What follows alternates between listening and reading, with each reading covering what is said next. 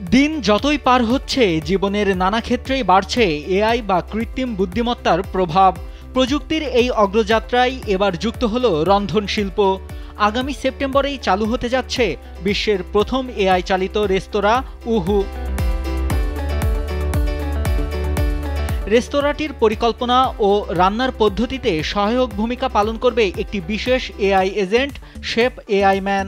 উদ্যোক্তা আহমেদ অয়টুন কাকি জানান, খাবার তৈরি করবেন মানুষই, তবে রেসিপি নির্বাচন, উপকরণের সংমিশ্রণ ও নতুন পদ উদ্ভাবনের দায়িত্বে থাকবে এআই শেফ।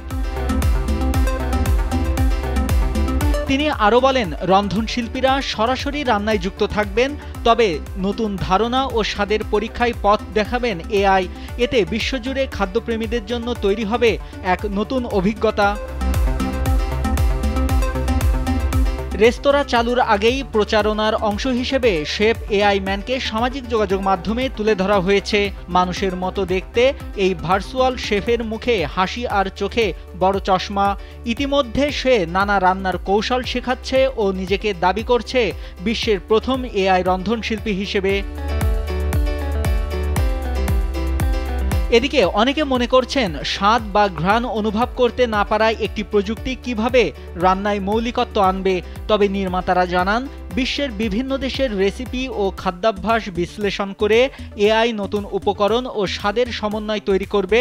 সেই ভিত্তিতেই রান্না করবেন অভিজ্ঞ শেফরা। এই পুরো প্রক্রিয়ার তত্ত্বাবধানে থাকবেন দুবাইয়ের খ্যাতিমান রন্ধনশিল্পী রিপ ওথম্যান।